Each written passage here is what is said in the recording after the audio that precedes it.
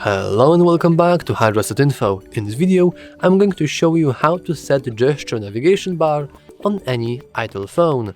Let's begin. As you can see, currently I have these three buttons at the bottom, and let's change those to gestures instead. So let's go to the settings. Here, scroll all the way down, go to System, and head into System Navigation.